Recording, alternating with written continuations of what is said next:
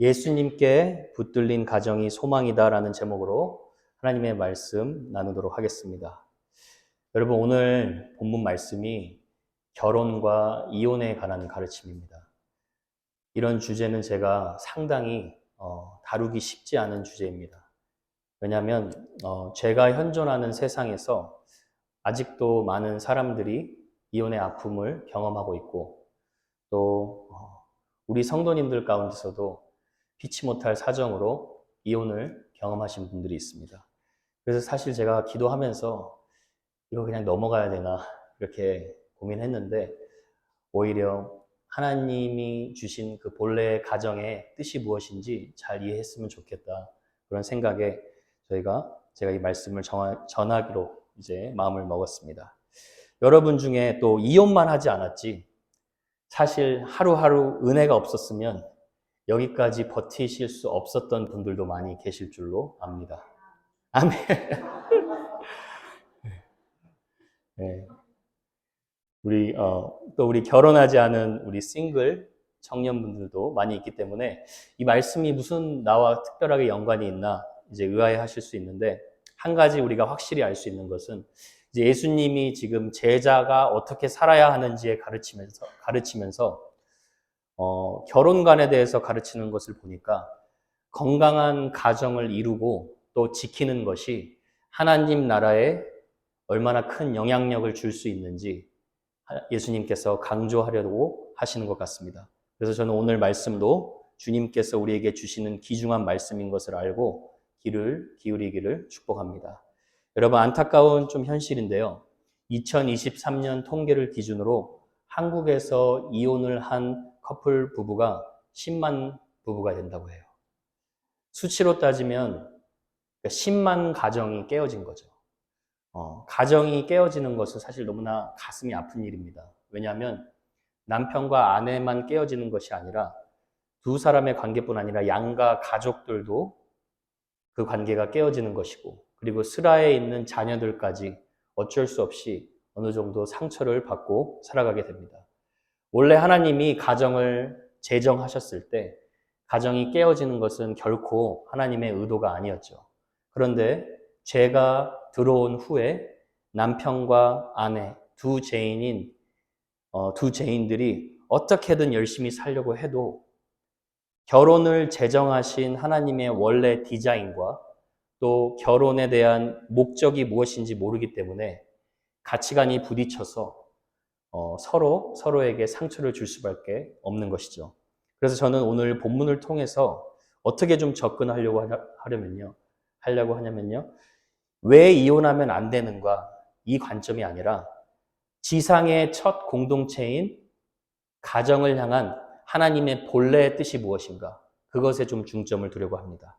그래서 여러분이 말씀을 통하여서 과거에 아픔이 있으신 분들도 주님께서 여러분 가정에 새 삶과 새 소망을 주심을 기억하고 오늘 은혜를 입는 시간이 되시길 축복합니다. 먼저 1절을 한번 같이 볼까요? 1절에 보시면 1절 한번 같이 읽어보겠습니다. 시작. 예수께서 거기서 떠나 유대 지경과 요단강 건너편으로 가시니 무리가 다시 모여들거늘 예수께서 다시 전례대로 가르치시더니, 아마도 지금 예수님께서 가버나움 베드로의 집에서 가르치시다가 이제 떠나서 요단강 건너편 이제 십자가를 지시로 계속해서 출발을 하신 거죠. 근데 여러분, 역시나 예수님이 가시는 곳마다 소문을 듣고 무리가 또 몰려오게 됩니다. 무리가 몰려오고 나서 예수님이 무엇을 하셨다고 지금 성경에서 말씀하고 있습니까? 전례대로 가르치셨다라고 말하죠. 그 말은 늘 해오시던 대로 말씀을 가르치셨다는 그런 의미를 가지고 있죠. 여러분, 사람은요, 한 번 가르침을 받는다고 해서 쉽게 변하지 않습니다. 그렇죠? 말씀을 한 번 듣는다고 해서 변하면 얼마나 좋겠습니까? 그런데 계속해서 말씀을 가르치고 말씀을 또 들어야 인간의 마음이, 완악한 마음이 계속해서 은혜로 변화됩니다. 그래서 같은 말씀이라도 반복해서 듣고 들어야 우리 영혼에 건강하다고 볼 수가 있죠. 여러분, 가령 남편이 아내에게 나 당신 정말 사랑합니다, 이렇게 얘기하는데 어떤 아내가 남편한테 도대체 사랑한다는 말 좀 그만하라고, 지루해 죽겠다고 그렇게 말할 아내가 있겠습니까? 여러분, 우리가 말씀을 듣는 시간이 어떻게 보면 비슷한 거예요. 하나님이 여러분을 사랑하고 계시다는 것을 늘 확신하는 시간인 줄로 믿습니다. 여러분 2절 한번 보면 이렇게 나와요. 바리새인들이 예수께 나와 그를 시험하여 묻되 사람이 아내를 버리는 것이 옳으니까. 지금 이제 바리새인들이 이혼을 해도 되냐고 이혼에 대한 합법성에 대해서 묻고 있습니다. 근데 여기서 보면 이렇게 나오죠. 사람이 아내를 버리는 것이 옳으니까. 그러니까 남자가 여자를, 아내를 버려도 괜찮냐고 지금 물어보고 있는 거죠. 근데 이 물어보는 이유를 뭐라고 말하고 있습니까? 깨어진 가정을 회복시켜 주기 위해 물어보는 게 아니라 예수님을 시험하기 위해서 물어봤다는 거예요. 여러분 아시다시피 당시의 상황이 엄청난 정치적인 스캔들 하나가 있었죠.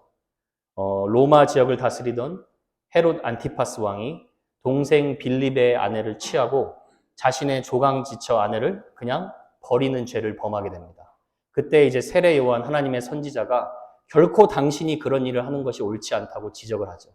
그런데 그렇게 지적을 했다는 이유만으로 목이 베어서 참수하게 되는 그런 안타까움을 경험하게 됩니다. 지금 바리새인들이 이런 정치적인 상황을 이용해서 예수님도 이혼에 대해서 그냥 정죄하게 함으로써 예수님도 세례 요한과 같이 헤롯 왕에게 죽게 하자라는 함정을 생각하고 있기도 합니다. 그리고 또 한 가지는 무엇이냐면 신학적인 함정이 있어요. 그게 뭐냐면 예수님이 만약에 이 바리새인의 질문에 이혼을 해도 된다라고 얘기하시면 죄를 가볍게 여기는 하나님의 아들이라는 것을 비난하려고 하는 것이고, 또 예수님이 이혼을 하지 말라 그렇게 얘기하시면 죄인들의 친구가 되시고 죄인들을 용서하시는 구원자에 대한 사랑을 비난하려고 하는 거예요. 그러니까 이렇게든 저렇게든 묻듯 예수님을 공격하려고 하는 거예요. 여러분, 우리는 이런 바리새인과 같은 태도를 보면서 역으로 하나 배워야 할 중요한 교훈이 있습니다. 그게 뭐냐면 아시다시피 바리새인은 성경적인 지식이 굉장히 많은 자들이에요. 그런데 성경의 말씀의 지식이 늘어나면 늘어날수록 오히려 그 말씀의 지식을 가지고 하나님을 의심하는 데 사용하고 또 오히려 하나님을 시험하는 데 사용했다는 거예요. 그래서 저와 여러분이 말씀을 대하고 말씀을 듣고 배우는 목적을 분명히 해야 합니다. 우리는 말씀을 듣고 배우는 목적이 지식의 깊이를 늘리기 위함이 아니라 순종의 깊이를 늘리기 위함인 줄로 믿습니다. 여러분 이거 믿으시죠? 지식이 깊어지면 깊어질수록 하나님을 우리가 더 사랑할 수 있게 됩니다. 그런데 그 이유는 뭐냐면 예수님이 말씀하신 것처럼 나를 사랑하면 나의 계명을 지키리라 라고 말씀하셨기 때문이죠. 예수님께 순종하는 것이 이제 더 이상 짐이 아니라 오히려 내 영혼을 자유케 하는 능력이 되기 때문이죠. 그래서 시편 기자가 119편 34절에 이런 말씀을 합니다. 저는 이 기도의 방법이 우리가 말씀을 바로 순종할 수 있는 방법이라고 생각하는데요. 34절 한번 같이 읽어볼게요. 시작. 나로 하여금 깨닫게 하여 주소서. 내가 주의 법을 준행하며 전심으로 지키리이다. 내가 먼저 말씀을 올바로 깨달을 수 있어야 그래야 하나님의 말씀에 순종하고 싶은 마음에 결단을 하게 된다는 거예요. 그리고 그렇게 결단을 하면 이제 순종으로 이어지죠. 35절 보여주세요. 나로 하여금 주의 계명들의 길로 행하게 하소서. 내가 이를 뭐라고 나옵니까? 즐거워함이니이다. 말씀을 내가 순종했습니다로 끝나는 것이 아니라 내가 말씀을 순종하는 것이 너무 즐겁습니다. 거기까지 이어지는 거예요.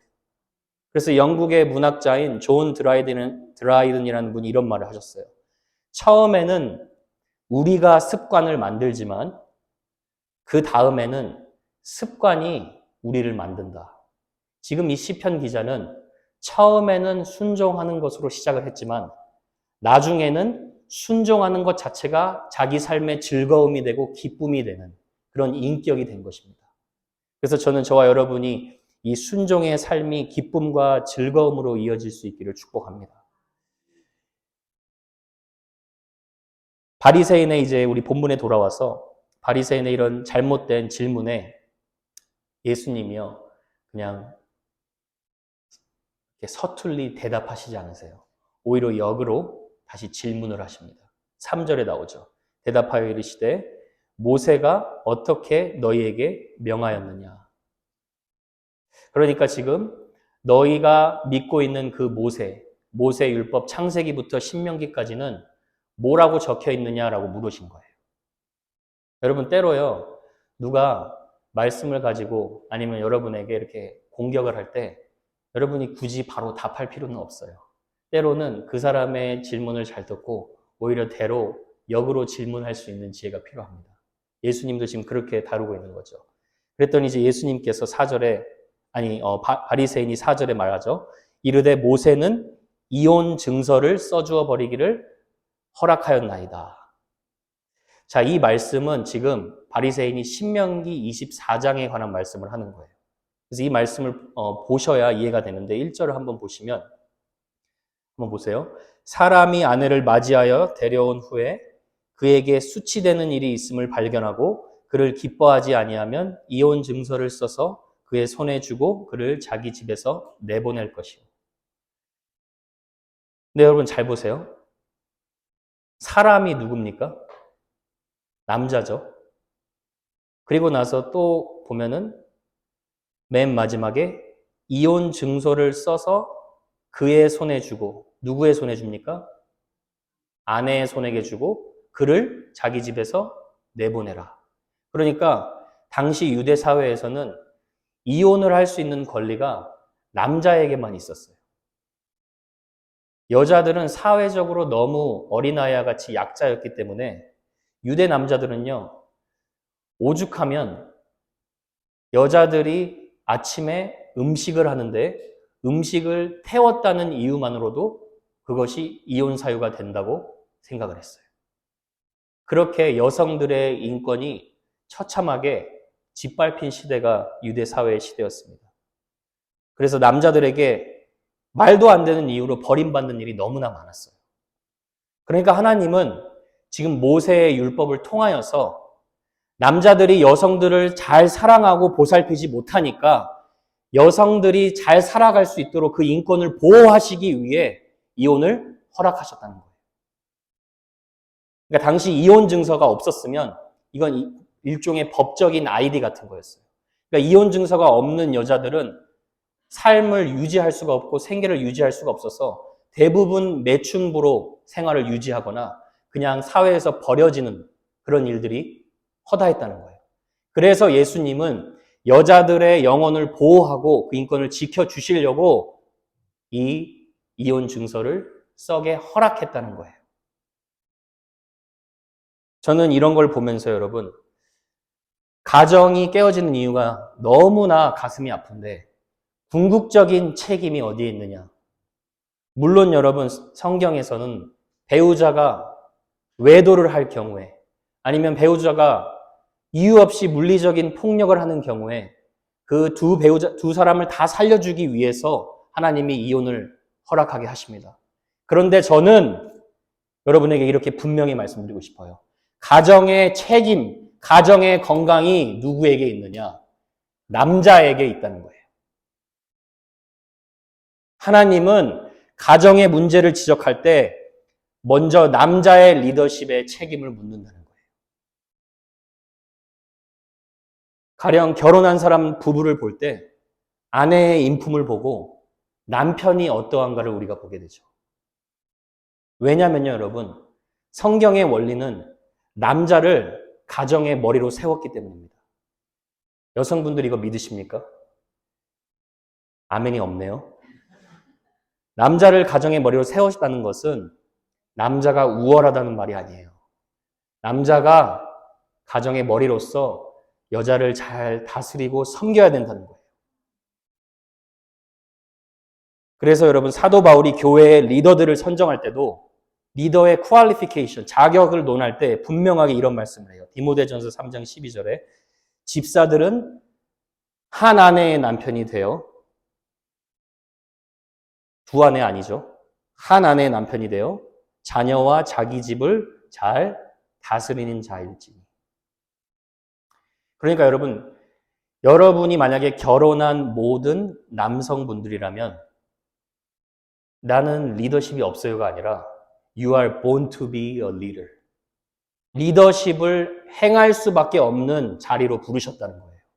그런데 남자들이 그렇게 리더십을 행하지 못할 때 여자들과 자녀들은 고통받을 수밖에 없는 것이죠.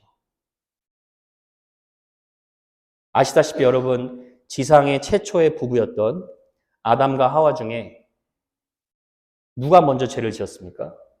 여자가 먼저 사탄의 유혹에 넘어가서 죄를 지었죠.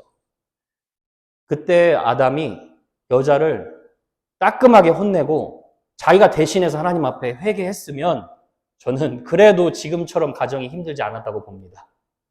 그런데 죄가 들어온 후에 남자가 얼마나 옹졸하게 변했습니까? 하나님이 주신 이 여자 때문에 이렇게 됐다는 거예요. 하나님 잘못이고 여자 잘못이라는 거예요. 여러분, 죄가 인간을 이렇게 망쳐놓는 거예요. 죄는요, 자기 자신의 책임을 회피하게 하고 그리고 자기 자신의 행동을 정당화하게 하려는 급급한 태도를 보이는 게 그게 바로 죄예요. 아담은 그렇게 여자를 감싸준 것이 아니라 오히려 옹졸한 모습을 보였죠. 그래서 여러분, 저는요, 이 시대의 가정이 회복하는 1순위는 우리 여성분들은 한숨을 이렇게 내셔도 돼요. 남성들이 회복돼야 되는 거예요. 우리 결혼 안 한 우리 청년들은 정말 믿음의 남자를 만나야 되는 거예요. 네. 막 말이 나오네요. 네. 그러니까 여러분, 남자들이 리더십을 발휘하려면 어떻게 해야 되겠어요? 말씀에 대한 세상적인 지식이 아니라 말씀에 대한 지식을 갖춰야겠죠. 그래야 아내를 양육할 수가 있겠죠. 그래야 아내를 진짜 예수님 사랑으로 사랑할 수가 있겠죠. 여러분, 가정은요, 또 다른 천국입니다. 왜냐하면 가정을 통해 그리스도와 교회의 관계를 보여준다고 그랬어요. 남편이 아내를 그리스도께서 교회를 사랑하듯이 사랑하고 아내가 남편에게 그리스도께 순종하듯 순종하면 남편과 아내가 아무리 힘들어도 그 가운데 천국을 경험하는 거예요. 그렇게 아름다운 게 가정이라는 것입니다. 우리 남성분들은 그렇게 세워질 줄 축복합니다. 되게 여성분들 소리가 더 클까요? 여러분, 이혼은 결코 하나님의 의도는 아니죠. 5절에 보면 이렇게 나와요. 예수께서 그들에게 이르시되 너희 마음이 완악함으로 말미암아 이 명령을 기록하였거니와. 이렇게 나오죠. 그러니까 이 모세의 율법을 가지고 밥 먹듯이 여자를 버리는 유대 사회를 책망하신 거예요. 인간의 완악함으로 일어난 일이라는 거예요. 그러니까 여러분, 이혼 규제를 단순히 우리는 정죄해서는 안 돼요. 왜냐하면 어떤 경우에는 그 이혼을 허락하시는 하나님의 그 섭리 아래 두 사람이 살 수 있는 은혜를 허락하세요. 그러니까 더 이상 서로가 서로에게 상처를 주지 않는 관계로 하나님이 그래도 보호해 주시려고 그 이혼 규제를 허락하셨다는 거예요. 그리고 나서 이제 예수님께서 이혼이 무턱대고 나쁘다라고 정죄하는 것에 포커스를 두는 것이 아니라 6절부터 8절까지 창조 때 결혼의 원형이 무엇인지를 설명을 하세요. 그러니까 여러분, 우리가 인생의 문제를 다룰 때도 비슷하죠. 문제가 어떻다를 논하는 것이 아니라 하나님이 성경에 뭐라고 말씀하시는가, 원래의 뜻으로 돌아가면 되는 거죠.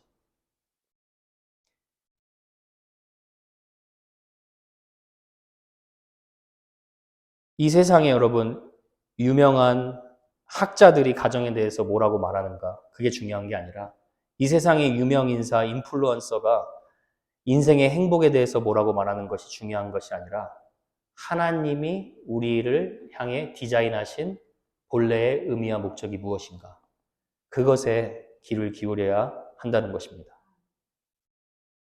예수님이 이제 이 말씀을 통해서 결혼이 무엇인지 4가지로 정의를 하십니다. 첫 번째는 결혼의 기원은 하나님이라는 거죠. 하나님이 결혼을 디자인하셨다는 것입니다. 6절에 보면 이렇게 나오죠. 창조 때로부터 사람을 남자와 여자로 지으셨으니, 창조 때 남자와 여자를 하나님이 지으시고 둘이 연합하게 하셨다는 거예요. 아담과 하와가 에덴 동산에서 서로 보고 저 여자 굉장히 이쁘네. 하와가 아담을 보고 저 남자 내 스타일이네 하고 그렇게 그냥 결혼한 것이 아니라 하나님이 남자와 여자를 결혼하게 하셨다는 거예요. 그러니까 하나님이 최초의 결혼 주례자시죠. 하나님이 결혼을 디자인하셨으니까 하나님이 결혼의 의미와 목적을 주실 수 있는 분이시죠. 그래서 여러분이 결혼의 기원은 하나님이시다. 이것을 꼭 붙들 수 있는 은혜가 있기를 바랍니다. 두 번째는 결혼은 창조 때부터 남자와 여자의 연합이라는 것입니다. 여러분, 우리가 언제 이 진리 가지고 싸울 시대가 오는 것을 상상이나 했겠습니까? 요즘 여러분 초등학교 가면 아이들을 픽업하는 가정을 보면 남자와 여자, 엄마와 아빠가 아니에요. 남자와 남자의 가정도 있고 여자와 여자의 가정도 있어요. 지금 유럽의 많은 나라들과 또 그리스까지 동성애 결혼을 합법화하는 시대예요. 그리고 너무나 많은 교단들도 그리고 교회의 지도자들도 동성애에 대해서 이 죄에 대해서 타협하는 그런 죄를 범하고 있는 시대입니다. 여러분, 사탄이요. 왜 가정을 공격할까요? 가정을 공격하면 교회가 무너지기 때문입니다. 가정을 공격하면 사회가 무너지기 때문입니다. 그러니까 저와 여러분은 하나님이 디자인하신 이 가정, 동성애 결혼이라는 그 말 자체가 모순적인 거예요. 동성애는 결혼을 할 수가 없어요. 남자와 여자만이 결혼할 수 있다는 것을 여러분이 확신할 수 있기를 바라고, make sure your grandson and granddaughter, they know that they are boys and girls. 여러분 가르치셔야 돼요. 손자, 손녀가 있으신 우리 귀한 권사님들은 make sure the boy knows that he is a boy. 남자가 남자인 걸 가르쳐 주셔야 돼요. 이런 시대가 와버렸어요.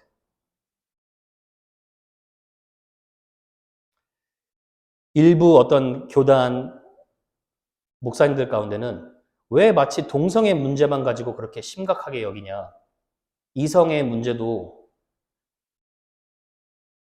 어떠한 죄들도 거짓말도 살인도 다 심한데 왜 굳이 동성애 문제만 그렇게 심각하게 다루느냐라고 이런 식으로 얘기를 합니다. 근데 여러분 절대로 그렇지 않습니다. 성경에 보면 하나님이 심판하시는 소돔과 고모라 땅 가장 심했던 죄가 동성애의 죄였죠. 그리고 로마서 1장에 보면 하나님의 진노하심과 심판에 대해서 설명을 합니다. 근데 그 진노가 어떻게 드러나느냐? 하나님이 그 죄인들이 죄인의 본성대로 죄를 짓도록 내버려뒀다고 얘기를 해요. 그것 중에 하나가 동성애입니다. 그러니까 여러분 동성애는요 그냥 일반 죄 중에 하나라고 그렇게 칠 수가 없습니다. 성도는요 이 부분에 대해서 조금도 타협이 없어야 합니다. 그러니까 전쟁으로 따지면 부산과 대구 사이드로 해서 공격하는 것이 아니라 청와대와 서울 정면으로 충돌하는 공격이에요. 그러니까 당연히 진리로 선 성도들이 이걸 지켜야 되는 것이죠. 여러분은 이 진리를 너무나 당연하게 믿고 있는데 세상이 그렇지 않다는 거예요. 그리고 크리스찬들도 남자와 여자가 결혼이라는 말을 세상이 두려워서 하지 못한다는 얘기예요. 그래서 우리는 진리에 분명하게 서서 여러분이 믿고 있는 신앙을 분명하게 고백하고 가르쳐야 될 줄로 믿습니다. 어떤 미국 에이드리안 로즈 목사님이 이런 말을 했는데 우리의 마음을 무장하는 데 좀 도움이 된다고 생각합니다. 진리로 나뉘어지는 게 거짓으로 연합하는 것보다 낫습니다.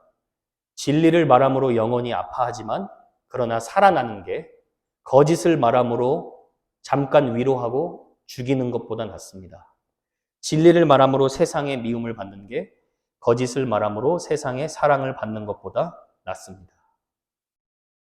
저와 여러분은 이 창조 질서를 너무나 당연히 여기고 이 절대 진리를 지키고 그리고 세상 문화에 저항할 수 있는 정말 복된 가정들이 되시길 주님의 이름으로 축원합니다. 세 번째는 결혼은 부모를 떠남으로 이루어지는 가정이라는 거예요. 7절에 나오죠. 이러므로 사람이 그 부모를 떠나서라고 나오죠. 남자가 그 부모를 떠난다는 거예요. 한국 문화가 여러분 유독 이런 말씀에 대해서 굉장히 섭섭하게 들립니다. 그렇죠? 부모를 떠난다는 말은요. 부모를 무시한다는 말이 아니라 독립성을 말하는 거죠. 재정적으로 또 정신적으로 또 이제 영적으로도 내가 하나님 앞에 독립해야 된다는 것을 말하는 것이죠. 그러니까 여러분 만약에 결혼을 했다면 남편이 가장 헌신해야 할 사람은 당연히 아내이고 아내가 가장 신뢰해야 할 사람은 그 누구보다도 남편이라는 거예요. 그러니까 여러분의 남편과 또 여러분의 아내가 어떻게든 좀 마음이 들지 않는 부분이 있어도 절대로 공적인 자리에서 남편과 아내의 흉을 봐서는 안 돼요. 내가 내 얼굴에 침을 뱉는 거예요. 왜요? 남녀가 하나이기 때문에. 그게 결혼이기 때문이에요. 부부싸움은 뭐라 그러죠? 예전 말로? 칼로 물베기라는 말. 이 말이 저는 이제 10년 차인데 좀 이해가 가요. 싸워서 될 게 아무것도 없어요. 한국 문화는요, 여러분, 이 순서가 좀 엉킴으로써 인해서 가정의 불화가 좀 끊이지 않는 경우가 많습니다. 그래서 우리 부모님들도 그렇고, 우리 자녀들도 그렇고, 부모님들은 자녀들이 온전히 하나님의 자녀인 것을 믿고 좀 이렇게 결혼을 했을 때는 낳아주는 그런 마음을 가져야 하고, 그 자녀들도 결혼을 했지만 부모님을 잘 섬기고 존중하는 그런 모습들을 잘 보여야겠죠. 근데 이것이 성경 원리라는 거예요. 그렇죠? 그리고 마지막으로는 결혼은 둘이 한 몸이 되는 거라는 거예요. 8절이 나오죠. 그 둘이 한 몸이 될지니라. 이러한즉 이제 둘이 아니요 한 몸이니라고 나오죠. 그러니까 결혼은 결국 남편과 아내가 하나 되는 거예요. 둘 사이에 하나가 되면 남편과 아내 사이에 어떠한 장애물도 있어서는 안 돼요. 영적으로, 육적으로 모든 부분에 하나가 되는 것입니다. 요즘 젊은 부부들은 통장을 각자 가지고 각자 벌고 각자 쓴다고 해요. 왜 제2 플랜이 있어서 그런가? 그런 원리들은 사실 말도 안 되는 거예요. 모든 것이 하나가 돼야 되는 거예요. 서로 조금도 숨기는 것이 없어야 합니다. 그것이 지금 성경의 원리죠. 바리새인들은 전혀 이런 결혼관에 대해서 올바로 생각하지 않고 있었고 오히려 결혼을 굉장히 가볍게 여겼죠. 그래서 이런 말 하니까 바리새인들은 이제 없어요. 예수님이 본래 결혼관을 가르치고 나니까 바리새인들은 이제 다 사라집니다. 하나둘씩. 그런데 제자들이 예수님에게 결혼에 대하여 더 상세하게 묻죠. 10절에 나오죠. 그것이 집에서 제자들이 다시 이 일을 물으니라고 나오죠. 그랬더니 예수님이 대답을 하십니다. 11절, 12절. 우리 한번 이거 같이 읽어볼게요. 시작. 이르시되 누구든지 그 아내를 버리고 다른 데에 장가드는 자는 본처에게 간음을 행하며 또 아내가 남편을 버리고 다른 데로 시집가면 간음을 행함이니라. 여러분 오늘 말로 쉽게 말하면 재혼에 대해서 얘기하는 거예요. 근데 뭐 재혼 자체가 죄다라고 얘기하는 것이 아니라 결혼을 한 순간부터는 남자와 여자가 이미 한 몸이 되었기 때문에 한 몸이 여러분 나는 한 몸 되기 싫어하고 나가서 또 다른 몸을 형성할 수가 있습니까? 절대 나눌 수 없다는 거예요. 그러니까 그 경우에 또다시 다른 데에 장가가는 경우 간음을 행했다고 주님이 말씀하시는 거죠. 그러니까 결코 이혼에 대해서 긍정적으로 얘기하시는 것은 아니죠. 원래의 의도는 한 몸으로 나뉘어질 수 없는 한 몸으로 하나님이 디자인하셨다라는 것을 강조하는 거예요. 그래서 여러분 사도 바울도 고린도전서 7장 10절 11절에 이런 말씀을 해요. 그냥 들어보십시오. 결혼한 자들에게 내가 명하노니 명하는 자는 내가 아니요 주시라. 여자는 남편에게서 갈라서지 말고 만일 갈라섰으면 그대로 지내든지 다시 그 남편과 화합하든지 하라. 남편도 아내를 버리지 말라. 그러니까 결혼을 가볍게 여겨서는 절대 안 된다는 거예요. 우리 결혼한 우리 젊은 준석 이슬 부부는 결혼을 했으면 절대로 물을 수 있는 옵션이 없다는 거예요. 네. 우리 결혼하지 않은 우리 싱글 청년분들은 결혼을 정말 신중하게 생각해야 된다는 거예요. 결혼을 한다는 것은 라이프타임 커밋먼트를 한다는 거예요. 결혼은 내가 생각하는 이상이 아니라 지극히 거룩한 현실이에요. 만약에 결혼의 목적을 행복이라는 것에만 중점을 두고 남녀가 사랑한다면 그런 감정은 쉽게 사라지죠. 근데 하나님이 주신 결혼의 목적은 남녀가 주님 안에서 거룩해지는 거죠. 그러니까 우리가 남녀에게 하나님이 디자인하신 그 결혼의 의미를 분명하게 붙들고 가지고 결혼하는 게 너무 중요하죠. 그래서 러시아 속담에 이런 말이 있다고 해요. 배를 타고 바다에 나갈 때는 한 번 기도하고 전쟁에 나갈 때는 2번 기도하고 결혼할 때는 3번 기도하라. 그만큼 결혼이 중요하다는 거예요. 자, 이제 정리해 보겠습니다. 결혼은 하나님이 제정하신 제도입니다.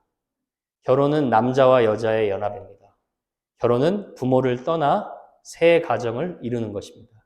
결혼은 남녀가 서로 한 몸이 되는 하나됨입니다. 마지막으로 가장 중요한 진리가 있어요.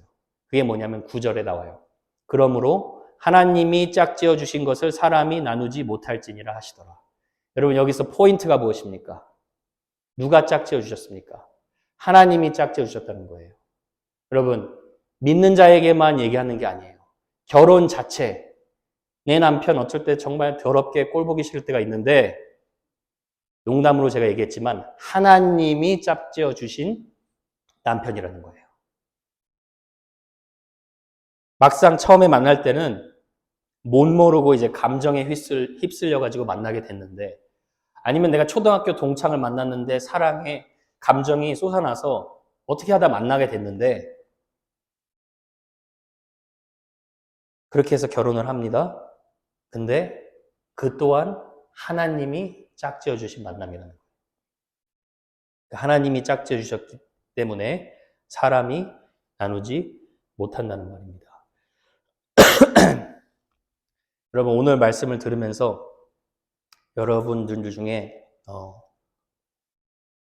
마음이 좀 아픈 분들이 몇 분 계실 거예요. 특별히 여러분들 중에는 믿지 않는 배우자와 결혼하신 분들도 있습니다. 스펄전 목사님이 어떤 말을 했냐면 믿지 않는 배우자랑 결혼했을 때 믿는 배우자가 믿지 않는 배우자에게 영향을 받는 것이 뭐냐면 믿는 사람이 책상 위에 올라가 서 있고 믿지 않는 자가 그냥 팔만 땡기면 내려오기 쉬울 정도로 악영향을 주기 쉽다고 얘기를 했어요. 그러나 믿는 자가 믿지 않는 배우자에게 영향을 주는 것은 책상 위에 내가 서 있는데 올라오기 싫은 배우자를 억지로 올라오게 하는 것만큼 힘들다 그랬어요. 그러니까 제가 무엇을 말하려고 하는 거냐면요, 여러분. 믿지 않는 배우자랑 결혼하는 거, 결혼 생활 유지하는 거 보통 힘들고 버거운 일이 아니라는 거예요. 근데 여러분이 하나님을 믿으시죠? 하나의 진리를 확실하게 붙들어야 돼요. 이게 뭐냐면 그 아름다운 남편, 아름다운 아내 하나님이 짝지어 주신 거예요. 그 하나님의 섭리를 믿으셔야 돼요. 그러면 결혼을 지킬 수 있습니다. 그러면 가정을 지킬 수가 있어요. 그래서 하나님이 여러분을 지금까지 또 잘 버텨오게 하신 이유가 신앙의 힘이라고 생각을 합니다. 그렇게 여러분이 하나님을 믿고 버티실 때 여러분의 서러웠던 마음과 억울함, 상처 하나님이 씻어주시고 여러분 믿지 않는 그 배우자를 통하여 예수를 주라 시인하고 찬양하는 희망의 터널을 하나님이 열어주실 줄 저는 확신합니다. 또 여러분들 중에 불가피한 이유로 이혼을 경험하신 우리 성도님들 계십니다. 항상 가정 얘기가 나오면 뭔가 모르게 좀 주눅이 들고 또 마음이 편치 못한 것이 현실일 수 있습니다. 그런데 여러분, 과거가 어떠했든 여러분 붙들 게 또 확실히 있어요. 그게 뭐냐면 여러분은 예수님 안에서 새로운 피조물이라는 거예요. 새로운 피조물이라는 건 여러분 새로운 정체성을 가졌다는 말입니다. 과거의 죄로 나를 디파인 할 필요가 없다는 거예요. 하나님이 이혼의 그 아픔, 과거의 잘못 선택이라고 할지라도 하나님은 여러분 예수님 안에서 전부 용서하신 줄 믿습니다. 그 아픔까지도 하나님의 섭리 아래 있었고, 그러나 그 아픔을 통하여서도 하나님은 여러분을 통하여 하나님의 영광을 드러내실 줄 믿습니다. 왜 그럴 수 있냐면 육신의 인간적인 결혼 관계에서는 언제든 상처받을 수 있지만 영적인 관계, 예수님, 신랑 되신 예수 그리스도는 여러분을 변함없이 신실하고 끝까지 사랑하시기 때문입니다. 그리고 마지막으로 아직 결혼을 하지 않은 우리 싱글분들, 또 우리 결혼해서 나름 행복한 삶을 살고 있는 분들 계시죠. 제가 여러분들을 생각하면서 성경 스토리 이 성경 스토리가 생각이 났어요. 그게 뭐냐면 엘리야와 바알 선지자가 대결을 하죠. 450명의 거짓 선지자들과 엘리야가 대결을 하는데 대결의 내용이 무엇이었습니까? 바알이 참신이냐 아니면 우리 이스라엘 여호와 하나님이 참신이냐, 그것을 대결하는 거죠. 근데 여러분, 엘리야가 이긴 거 우리 누구나 다 알고 있죠. 근데 제가 생각했던 것은 무엇이냐면 엘리야가 이렇게 대결을 하자고 제안한 담대한 믿음을 다시 한번 생각했어요. 엘리야가 말하죠. 너희들은 너희 제단 위에 송아지 올려놓고 나는 내 제단 위에 송아지 올려놓고 우리 각자 신의 이름을 부르자. 위에서 불이 떨어져서 그 송아지를 삼키는 일이 일어나는 제단이 진짜 하나님이다라고 얘기를 하죠. 여러분, 이런 시험 여러분 선뜻 제안할 수 있겠습니까? 제가 무엇을 생각하게 됐냐면 지금 세상에 여러분 얼마나 많은 가정들이 창조 질서를 역행하고 있어요. 얼마나 많은 젊은 부부들이 결혼을 회피하고 있습니까? 그리고 여러분, 요즘에 오죽하면 이런 말이 있다 그래요. 결혼한 가정 중에도 딩크족이라는 게 있대요. 딩크, D-I-N-K. 들어보셨어요? Double income, no kids. 월급을 2배로 하고 아이들은 낳지 않는 거. 그러니까 우리끼리 결혼하고 알아서 잘 살자는 거예요. 그래서 저는 이런 소망을 가지고 있어요. 우리 귀한 청년들과 앞으로 결혼할 청년 부부는 하나님의 창조 질서를 거스리는 이 역행하는 시대에서 나만의 행복만을 추구하는 이런 잘못된 시대에 하나님의 창조 질서대로, 하나님의 원리대로 결혼해서 사는 것이 얼마나 행복한지를 증명할 수 있는 엘리야 같은 하나님의 선지자들, 하나님의 사람들 되기를 축복합니다. 여러분, 예수님께 붙들린 가정이 얼마나 아름다운지 모릅니다. 앞으로 여러분과 또 여러분의 가정을 통하여서 세상에 보란듯이 하나님의 영광과 그리스도의 사랑을 증명할 수 있는 여러분 되시기를 축복합니다.